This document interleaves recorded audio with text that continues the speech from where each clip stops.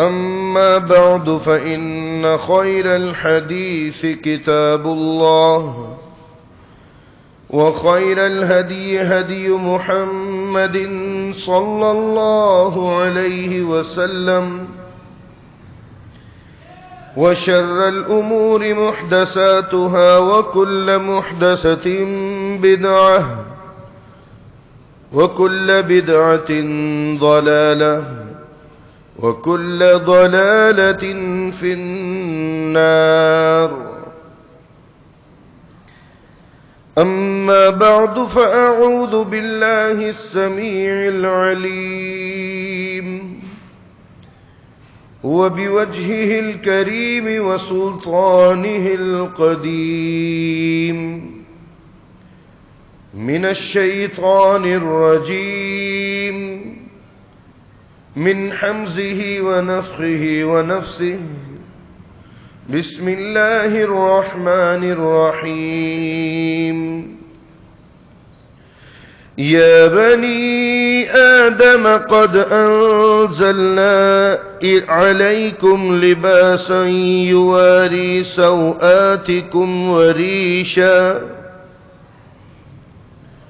ولباس التقوى ذلك خير ذلك من آيات الله لعلهم يذكرون.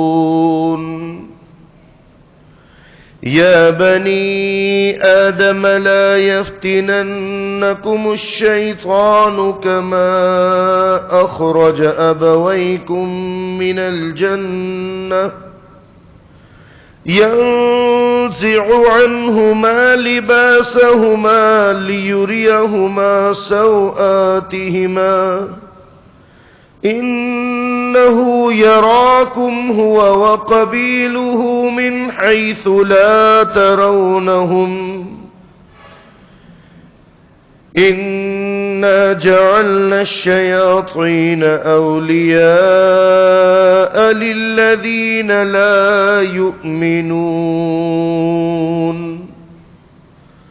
اللهم صل على محمد وعلى آل محمد كما صليت على إبراهيم وعلى آل إبراهيم إنك حميد مجيد.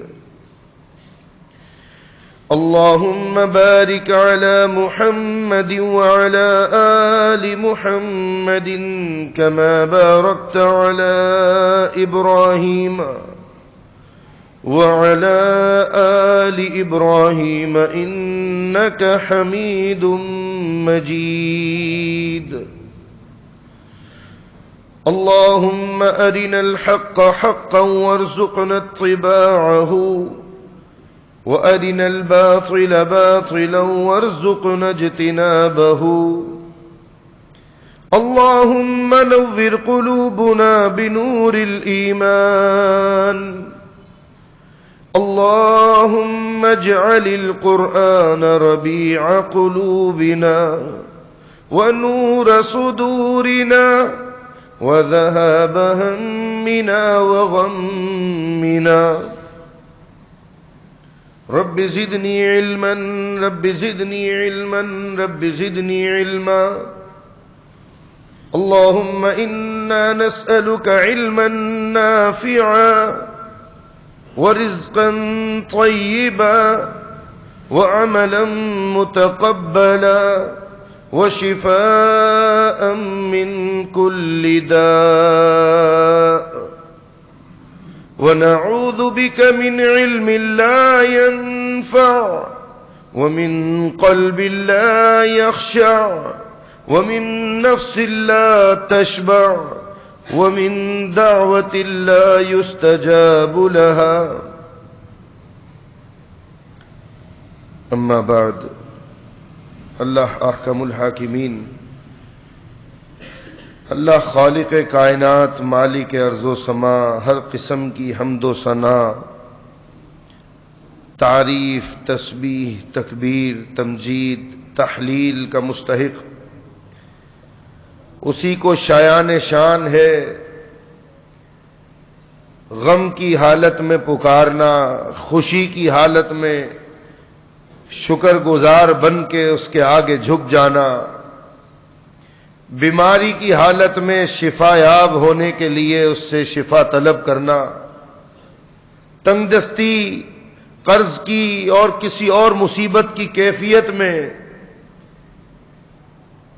نہ گزشتہ نہ آج نہ آئندہ سوائے اس اللہ رب العالمین اکیلی ذات کے کوئی ایسا نہیں کہ جس کو پکارا جائے اپنی مصیبتوں کو حل کرنے کے لیے، اپنی بیماریوں کو شفا یاب کروانے کے لیے، سوائے اللہ رب العالمین کے۔ اس اللہ رب العالمین نے ہمیں اس دنیا میں بھیج کر ہماری ہدایت کے لیے یہ کتاب اللہ بھی ہمیں عطا فرما دی۔ گزشتہ اقوام کو بھی کتابیں دیں، تورات، زبور، انجیل، صحف ابراہیم علیہ السلام اور دیگر، مگر ان کتابوں میں اور مجھے اور آپ کو جو اللہ رب العالمین کی توفیق سے، اس کی تقدیر سے، اس کے نعم اور فضل و کرم سے جو کتاب ملی ہے، ہدایت سب میں ایک جیسی ہے۔ عقیدہ توحید، اتباع سنت، شان رسالت، عقیدہ آخرت، تمام ایمانیات، عبادات، عقائد، مسائل ہر امت کے لیے بیان ہوتے رہے، وہی ہمارے لیے بھی ہوئے۔ شریعت میں کچھ تبدیلیاں واقع کی اللہ رب العالمین نے اپنی مرضی کے مطابق، مگر اس کتاب میں گزشتہ کتابوں میں جو بنیادی فرق ہے وہ یہ ہے کہ انا نحن نزلنا الذکر وانا له لحافظون۔ جتنی کتابیں، صحیفے گزشتہ انبیاء پر نازل ہوئے، ان سب کو محفوظ رکھنے کی ذمہ داری، ان کی تلاوت، ان میں تدبر، اس پر عمل کرنا، یہ اسی امت پر اللہ رب العالمین نے ڈالی۔ مگر انسانیت کا ازلی دشمن شیطان گزشتہ اقوام کو بہکا کر ان صحیفوں میں، اس وحی کی کتابوں اور ہدایتوں میں یحرفون الکلم عن مواضعہ، کہیں سے بات پلٹ کر کہیں پر، کوئی بات کسی اور طرح بدل کر، یہ ساری گمراہیاں ان سے کرواتا رہا۔ مگر خوش نصیب ہے یہ امت محمدیہ علیہ السلام کہ اس کتاب قرآن مجید کی حفاظت کی ذمہ داری اللہ نے اپنے ذمے رکھی ہے۔ دنیا میں بھی بندوبست کر دیا، اس کتاب کے حفظ کا شوق امت کو ڈال دیا۔ بڑے تو بڑے بچے بھی کتنے ہزاروں لاکھوں کی تعداد میں ایک وقت میں الحمدللہ حافظ قرآن موجود ہوتے ہیں، مگر انا لہ لحافظون، اس کتاب کی حفاظت کی ذمہ داری اللہ رب العالمین نے اپنے ذمے لی اور نبھائی۔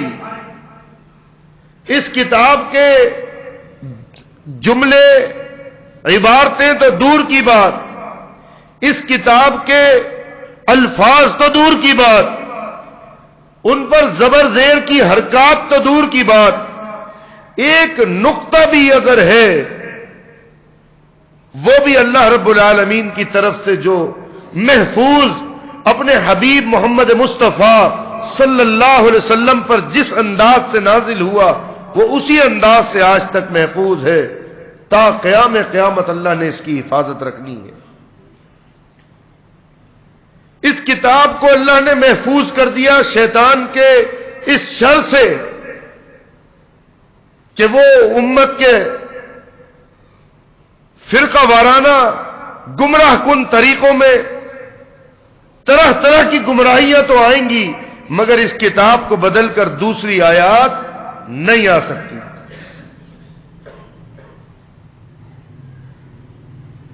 سورۃ الاعراف کی یہ آیت نمبر 27 آج سمجھنے سمجھانے کے لیے میں نے آپ کے سامنے تلاوت کی ہے. اس کتاب میں اور خصوصاً اس آیت مقدسہ میں اللہ احکم الحاکمین نے ہمیں اپنے بدترین دشمن کو پہچاننے، ہوشیار رہنے کی، اور اگر نہیں رہے تو کس خطرے کا تم پر اندیشہ ہے اس کا اللہ تعالیٰ نے اس میں ذکر کیا ہے. ہمارا اصلی دشمن نہ کوئی دوسری قوم کا ہے، نہ دوسرے مذہب کا ہے، یہ سب ہمارے وقتی دشمن ہوا کرتے ہیں. اصلی دشمن شیطان ابلیس ہے کہ جب میرے اور آپ کے جد امجد حضرت آدم علیہ الصلوۃ والسلام کی اللہ نے تخلیق کی، اس وقت سے وہ دشمن بنا ہے، اس نے دشمنی نبھائی ہے. انہی کا ذکر اللہ رب العالمین نے، اس واقعے کا ذکر اللہ نے ان آیات میں کیا ہے، اور مجھے اور آپ کو مخاطب کر کے چوکنا کیا ہے کہ یا بنی آدم، اے اولاد آدم، تم میں کوئی مسلمان ہے تو بھی اولاد آدم ہے، مشرک ہے، کافر ہے، وہ بھی اولاد آدم ہے. تمام انسانیت کو اللہ نے مخاطب کر کے فرمایا یا بنی آدم لا یفتننکم الشیطان.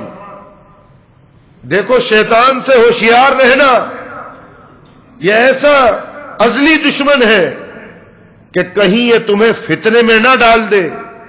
کما اخرج ابویکم من الجنہ، جیسا کہ اس نے تمہارے ماں باپ کو حضرت آدم علیہ الصلوۃ والسلام اور حضرت حوا کو جنت سے نکلوا دیا. کما اخرج، اللہ رب العالمین نے تخلیق کر کے ان کو پہلے ہی جو گھر عطا کیا وہ جنت تھا.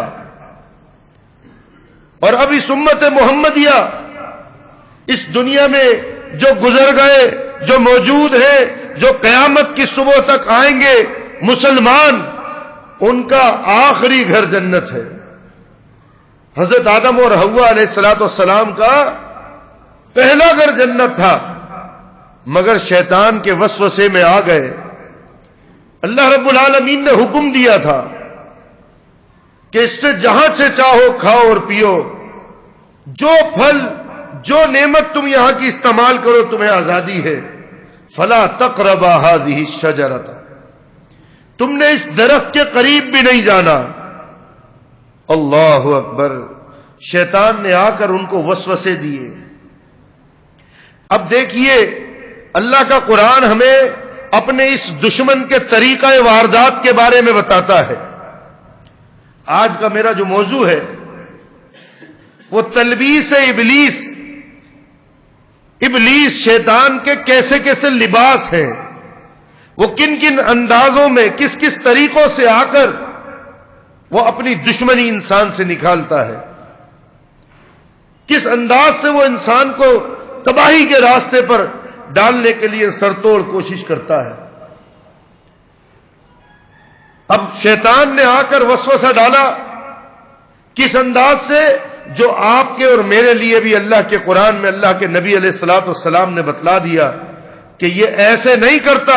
آؤ خراب کام کرے، آؤ اللہ کو ناراض کرے، آؤ رسول اللہ کو ناراض کرے، آؤ بے ایمانی کرے، آؤ کسی کو تنگ کرے. نہیں نہیں، قرآن کے الفاظ ہیں زین لہم الشیطان اعمالہم. شیطان بڑا مزین کر کے، کام کے اندر چمک دھمک پیدا کر کے، کشش پیدا کر کے وہ پھر گمراہی کے راستے پر ڈالتا ہے. وہ کسی کو گوبر کہہ کر کھلانے کے چکر میں نہیں ہے. کوئی چرسی جیسا بیوقوف، کوئی منشیات کے چکر میں اپنی دنیا تباہ کر لینے والا، اگر آپ اس کو بھی بولیں گے یہ لے بھائی گائے کا گوبر کھا لے، عقل سے پیدل ہے، خدا کی قسم گالیاں بکنی شروع کر دے گا آپ کو، مگر اس گوبر کو نہیں کھائے گا۔ کیوں؟ آپ اس کو بتا کر کہیں کہ یہ گوبر ہے کھا لے، بتا کر وہ نہیں کھاتا گوبر کو گوبر کہہ کر۔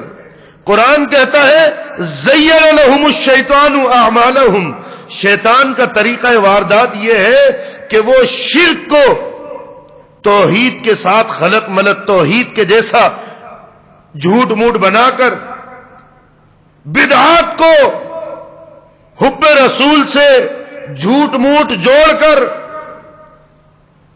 حرام خوری کو حلال کی قرابت دے کر وہ گمراہ کرتا ہے۔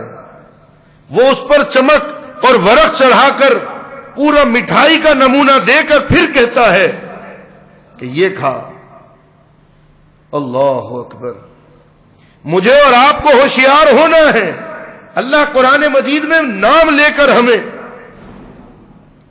یا بنی آدم، اے آدم کے بیٹوں بیٹیوں ہوشیار رہو، لا یفتننکم الشیطان، یہ شیطان تمہیں کہیں فتنے میں مصیبت میں نہ ڈال دے، اور اس کا تو کام ہی یہ ہے کما اخرج ابویکم من الجنہ، جیسا تمہارے اولین ماں باپ کو اس نے جنت سے نکلوایا تھا۔ شیطان کے وسوسوں سے ہمیں ہوشیار رہنا ہے، تیار رہنا ہے۔ ان الشیطان لکم عدو مبین، وہ تمہارا بدترین دشمن ہے۔ تم نے کیا کرنا ہے؟ کوئی لحاظ مروت کرنا ہے؟ نہیں۔ شیطان ابلیس کے علاوہ دنیا میں بندے نے بندے کے ساتھ تو کہا ہے اللہ نے ادفع باللتی ہی احسن، تمہارا پڑوسی، تمہارا رشتہ دار، تمہارا عزیز اقارب تم سے زیادتی کرے، تم کیا کرو؟ تم بدلے میں زیادتی نہ کرو۔ ادفع باللتی ہی احسن، تم نے اس کے ساتھ اچھے طریقے سے نبھانا ہے۔ مگر جب بات آئی انسانیت کے ازلی دشمن شیطان کی، فرمایا یہ تمہارا لکم عدو مبین، تم غریب علاقے کے رہنے والے ہو، متوسط طبقے سے تعلق ہے، امیروں سے تعلق ہے، علماء کے طبقے سے ہو، داعی حق ہو، طالب علم ہو، دین کے قریب ہو، دین کے دور ہو، مرد ہو، عورت ہو، غریب امیر، بیمار صحت مند، کوئی بھی ہو، لکم عدو مبین، تم سب کا بدترین دشمن شیطان ہے۔ فاتخذوہ عدوا، تم نے بھی اس سے دشمنی نبھانی ہے۔ اب دشمن سے دشمنی نبھانے کے لیے تیاری کرنی پڑتی ہے۔ بارڈر پر جنگ لگی ہو، وہاں دشمن اسلحہ تانے کھڑا ہے، موقع کی طاق میں ہے، تو جو آپ کے ملک اور ملت کی طرف سے اس کا سامنا مقابلہ کرنے کے لیے جو افراد کھڑے ہوتے ہیں، نہ وہ ناچ گانے والے ہوتے ہیں کہ لو بھائی سامنے سے ٹینکیں ہیں، میزائلیں ہیں، ایسا کرو میراسیوں کو بھیج دو، وہ ڈھولک بجا بجا کے مقابلہ کریں گے۔ کوئی دنیا میں مسلمان تو کیا، کوئی انگریز جس نے یہ گانے باجے ایجاد کیے وہ بھی اپنے بارڈر پہ یہ موسیقی کے آلات نصب نہیں کرتا۔ وہاں انجینئر کو بھیج دو میکینک کی دکان کھول لے، نہیں۔ وہاں پر جس کو بھیجنا ہے، بھیجنے سے پہلے اس کو چھوٹی عمر میں بھرتی کرنا ہے، اس کو چھوٹی عمر سے مضبوط جان کرنا ہے۔ 18 سال کی عمر میں بھرتی ہوں گے جی فوج کی ٹریننگ کے لیے، پہلے ان کو مانجا جائے گا، ان کو زبردست انداز سے ان کی جسمانی، ذہنی، تعلیمی، ان کی عسکری تربیت کی جائے گی، اس کے بعد ان کو بارڈر پہ مقابلے کے لیے کھڑا کیا جائے گا۔ کیوں؟ دشمن کے بارے میں معلوم ہے یہ دشمن بہت خطرناک ہے، یہ آسرا نہیں کرے گا، ہم نے اس سے مقابلہ کرنا ہے، کمزور نہیں طاقتور بن کے جانا ہے، نیستی نہیں ہوشیار بن کے، چوکنا بن کے جانا ہے۔ اب آپ دیکھیے دنیا میں دشمن کوئی کسی ملک کا ملک ہے، کتنا پرانا ہے؟ ہزاروں سال پرانا ہے؟ نہیں۔ ہمارے پڑوس میں ایک ملک ہے ہندوستان، اس سے ہماری دشمنی کب سے ہے؟ جب سے پاکستان بنا۔ جب تک پاکستان نہیں بنا تھا ایک ہی ملک، ایک ہی صوبہ، ایک ہی علاقہ تھا، کوئی بارڈر نہیں تھی، کوئی وہ معاملہ ایسا نہیں تھا. ٹھیک ہے وہاں کچھ علاقوں میں ہندو مسلم اور سکھ مسلم فسادات تھے، مگر جب تک یہ ملک الگ نہیں ہوا تھا، یہ بارڈر نہیں بنی تھی، یہ جنگی ماحول نہیں تھا، یہ دونوں مل کر قابض انگریز کے خلاف لڑ رہے تھے. مطلب یہ کہ جو دشمن ہمارا 70 سال پرانا ہو، ہم اس سے نپٹنے کے لیے بھی جسمانی بھی، تعلیمی بھی، ذہنی بھی تیاری کرتے ہیں. جبکہ جس دشمن کا ذکر اس آیت مقدسہ میں ہے، یہ تو آج سے 100 نہیں، 1000 نہیں، نہ جانے کتنے ہزارہ سال قبل کما اخرج ابویکم من الجنہ، ہمارے آباء و اجداد آدم و حوا کو جنت سے نکلوایا اس بدترین دشمن نے. یہ اس وقت سے ہمارا دشمن ہے. ہمیں اپنے اس دشمن سے ہوشیار کتنا رہنے کی ضرورت ہے. یہ دشمن یہ وسوسے ڈال کر یہ گمراہ کرتا ہے. گناہ کو گناہ بتا کر گمراہ نہیں کرتا، گناہ کو یہ نیکی کا روپ دے کر گمراہ کرتا ہے. اللہ اکبر. مجھے اور آپ کو ہوشیار رہنے کی ضرورت ہے اپنے اس بدترین دشمن سے. اللہ قرآن مجید میں اس گمراہ کن طریقے، اس شیطان کے چکر سے بچنے کا فارمولہ بیان کرتا ہے. وہ کیا ہے؟ فرمایا یا ایھا الذین آمنوا ادخلوا فی السلم کافہ، تم اسلام میں پورے کے پورے داخل ہو جاؤ. خالی جب مسجد میں آؤ تو نماز تمہاری سنت کے مطابق ہو، نماز پڑھ کے جاؤ تو باہر دکان پر 2 نمبری کرو، رشتہ داروں کے حق مارو، پڑوسیوں سے زیادتی کرو. نہیں نہیں، داخل ہونا ہے اسلام میں پورے کے پورے. اگر ایسا نہیں کرو گے تو اگلی آیت میں سمجھا دیا وَلَا تَتَّبِعُوا خُطُوَاتِ الشَّيْطَانِ. اگر تم نے اپنے آپ کو خوشی غمی سے لے کر عبادت، معیشت، معاشرت، سیاست، ہر معاملے میں اگر تم نے خود کو اسلام کے مطابق نہ ڈھالا تو تم شیطان کے چکر میں نہ پڑ جاؤ کہیں، اور اس کے چکر میں پڑے تو پھر تباہ کر لو گے اپنے آپ کو. تو اپنے دشمن سے بچنے کا طریقہ یہ ہے کہ اپنی خوشی غمی، اپنے ساری زندگی کے معاملات وہ اللہ، اس کے رسول صلی اللہ علیہ وسلم کے طریقے کے مطابق اختیار کرو. وَلَا تَتَّبِعُوا خُطُوَاتِ الشَّيْطَانِ، شیطان کے راستوں پر نہیں چلنا. عقائد کے معاملے میں بھی شیطان کے راستے سے بچنا ہے. اللہ رب العالمین نے عقیدہ توحید بیان کیا. عقیدہ توحید میں حکم دیا کہ وَأَنَّ الْمَسَاجِدَ لِلَّهِ فَلَا تَدْعُوا مَعَ اللَّهِ أَحَدًا. اللہ کے سوا تو دور کی بات، اللہ کے ساتھ، ماں کہتے ہیں ساتھ کو، اللہ کے ساتھ بھی کسی کو نہیں پکارنا. تم پر جو مصیبت ہو، کسی طرح کا غم ہو، کیسی بھی پریشانی اور خوف کی حالت ہو، فلا تدعو، نہیں تم نے نہیں پکارنا، مع اللہ، اللہ کے ساتھ بھی کسی کو، احدا، کسی ایک کو بھی. والذین تدعون من دونہ، جو اللہ کے سوا بھی کسی کو پکارے وہ بھی گمراہ ہے، جو اللہ کے ساتھ بھی کسی کو کچھ پکارے وہ بھی گمراہ ہے. اب یہ تو ہے عقیدہ توحید. اب شیطان نے اس عقیدہ توحید سے امت کو ہٹانے کے لیے یہ نہیں کہا کہ آؤ مل کر شرک کریں، اللہ کو ناراض کریں، رسول اللہ کی مخالفت کریں، بلکہ شیطان نے وسوسہ ڈالا ہاؤنا شفعاؤنا عند اللہ. یہ جو ہے جن ہستیوں کی ہم محبت اور ایسی تعلق داری میں مبتلا ہے کہ ہم ان کا وسیلہ اللہ کے ہاں پیش کرتے ہیں، یہ اس لیے کہ یہ ہمارے سفارشی ہیں اللہ کے ہاں، یہ ہماری دعاؤں کو اللہ کے قریب کر دیتے ہیں. اب آپ اندازہ کیجئے، اللہ رب العالمین نے شیطان کے اس وسوسے کو ذکر کر دیا قرآن میں۔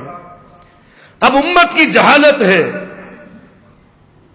بے علمی ہے، بے توفیقی ہے کہ اللہ رب العالمین نے شیطان کے اس چکر کی نشاندہی کر دی کہ دیکھو عقیدہ توحید سے ہٹانے کے لیے وہ تمہارے گناہ تمہارے سامنے یاد دلائے گا، اس لیے نہیں کہ تم توبہ کر لو، بلکہ اس لیے کہ اللہ تمہاری سنتا نہیں، اور ان غیر اللہ، ان اولیاء اللہ کی اللہ ٹالتا نہیں۔ اللہ رب العالمین نے اس کی مذمت کی، اللہ رب العالمین نے اس عقیدہ شرک کا ذکر کیا کہ یہ بھی گمراہ کن عقیدہ ہے کہ شفاعنا عند اللہ، یہ اللہ کے ہاں ہمارے سفارشی ہیں۔ پیارے رسول صلی اللہ علیہ وسلم نے ایسا واضح اور بین عقیدہ توحید پیش کیا کہ جس کی روشنی میں یہ بات بھی واضح کر دی کہ اللہ کے پاس سفارشی آپ نے اپنے ایمان و عمل کو رکھنا ہے۔ آپ کا ایمان اور آپ کا عمل آپ کو اللہ کے قریب کرے گا، آپ کو یہ غیر اللہ کے ذریعے قریب ہونے کی ضرورت نہیں ہے، اللہ اس کا محتاج نہیں ہے۔ پیارے رسول صلی اللہ علیہ وسلم کی شان چیخ چیخ کر وہ بھی بیان کر رہے ہیں جو پیارے رسول صلی اللہ علیہ وسلم کی سنتوں سے اتباع کے بجائے محروم ہیں۔ پیارے رسول صلی اللہ علیہ وسلم کی جیسی نہ عبادت ہے، نہ خوشی ہے، نہ غمی ہے، ہر چیز میں ان کے بدعت ہی بدعت بھری پڑی ہے، مگر شیطان نے ان کو یہ نہیں کہا کہ آؤ رسول کی مخالفت کریں۔ شیطان نے ان کو وسوسہ ڈالا، ارے اس کام کو کرنے میں حرج ہی کیا ہے۔ زین لہم الشیطان اعمالہم، سنت کو چھوڑنے کے لیے اس نے سنت کی کراہیت دل میں نہیں ڈالی، اس نے عمل کی کثرت دل میں ڈال دی کہ ایسا کرو، زیادہ اعمال کرتے ہیں، حالانکہ قرآن اگر پڑھتے عاملۃ ناصبہ، زیادہ عمل کا مسئلہ نہیں ہے، اگر عمل ایمان خالص اور اتباع سنت کے مطابق نہیں ہے، تصلی نارا حامیہ، عمل زیادہ کر کے بھی جہنم میں چلا جائے گا۔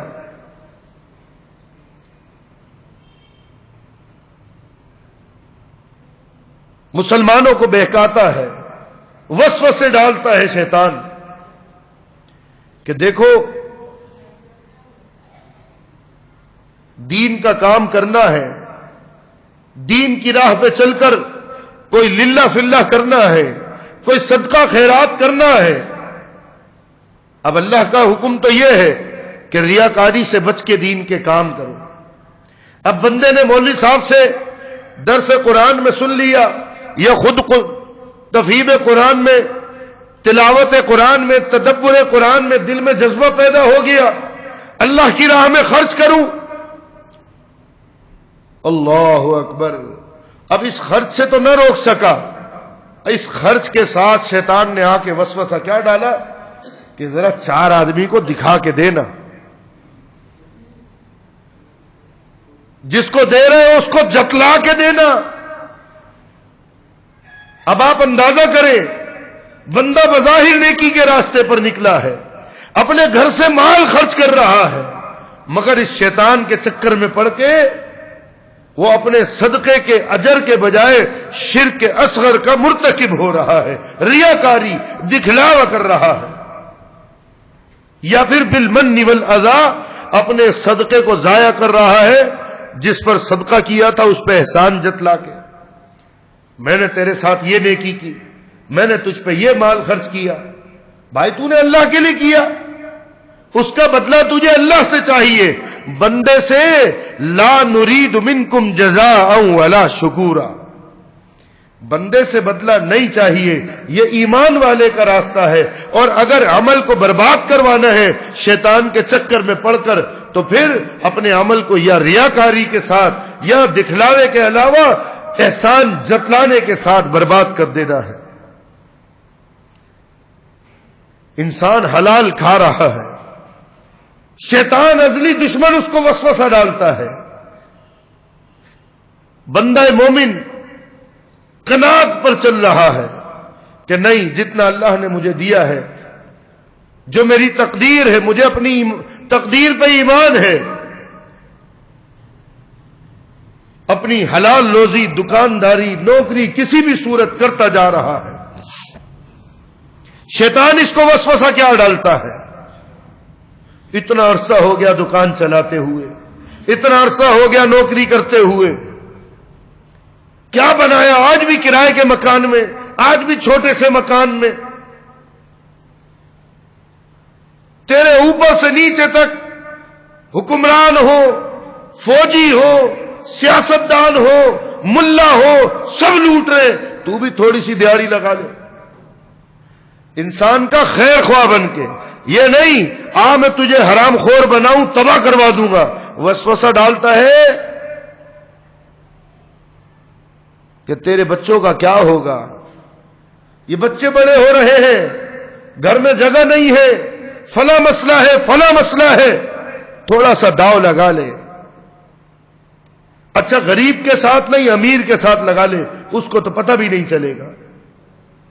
غرض یہ سارے شیطان کے چکر، یہ ہمارے ازلی دشمن کے چکر ہے، یہ اس کے وسوسے ہیں جن کی چند کی جھلک عقیدہ توحید سے لے کر آج کے عام معاملات تک میں نے آپ کے سامنے ذکر کی، اس فکر کے ساتھ کہ میں بھی اور آپ بھی اپنے بدترین دشمن شیطان کو پہچانے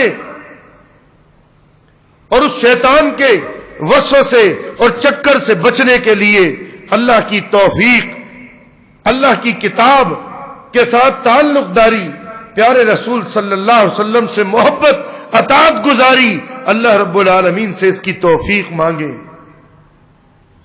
شیطان سے بچنے کے لیے بھی ہمیں بار بار سکھایا گیا کہ فاستعذ باللہ من الشیطان الرجیم. تم اس کتاب کو بھی اٹھاؤ تو ڈائریکٹ پڑھنا نہ شروع کر دو. جب اس کتاب اللہ کو بھی اٹھاؤ تو پہلے شیطان سے کے چکر میں پڑھنے سے بچنے کے لیے اللہ کی پناہ مانگ لینا. تم نماز ادا کر رہے ہو، نماز کے دوران تمہیں ادھر ادھر کے خیالات تمہاری نماز عبادت کو خراب کر رہے ہیں، وسوسے آ رہے ہیں، کیا کرو؟ صحیح بخاری کی روایت ہے، اعوذ باللہ من الشیطان الرجیم، یا اللہ کریم مجھے بچا لے شیطان کے چکر سے، اس کے وسوسوں سے. اللہ سے یہ دعا کر کے اعوذ باللہ من الشیطان الرجیم 3 مرتبہ اپنے دل کی طرف، یہ بائیں طرف چھٹکار لیں. اللہ رب العالمین شیطان کے چکر سے بچائے گا، ان وسوسوں سے بچائے گا. مجھے اور آپ کو اپنے اس بدترین دشمن شیطان کو پہچاننا ہے. انہو یراکم ہوا وقبیلہ من حیث لا ترونہم. بڑی صلاحیتیں اللہ نے اس کو دی ہے، یہ ہمیں وہاں سے دیکھتا ہے جہاں سے ہم اس کو نہیں دیکھ سکتے. اب ایسا خطرناک دشمن ہے، اور ایمانداری سے میں آپ کے سامنے سوال چھوڑ کر جا رہا ہوں. سوچئے میں اور آپ اپنی زندگی کے گزشتہ مہینوں سالوں میں ہم نے کتنی مرتبہ شیطان کے وسوسوں سے بچنے کے لیے تیاری کی ہے. اس کتاب اللہ سے، حدیث رسول اللہ سے، جس علم کے ذریعے، اللہ کی توفیق کے ذریعے اس سے بچا جا سکتا ہے، ہم نے اس کی کتنی فکر کی اور کتنی دعا کی ہے. نہیں کی ہے تو کوئی بات نہیں، آج نادم ہو جائے اللہ کے آگے اور اپنے اس بدترین دشمن شیطان کو پہچان کر عقائد سے لے کے معاملات تک ہر چیز میں وہ ہمیں تباہی کے راستے پر ڈالنا چاہتا ہے، اور ہمیں اس تباہی سے بچنے کا واحد رستہ یہ ہے کہ ادخلوا فی السلم کافہ.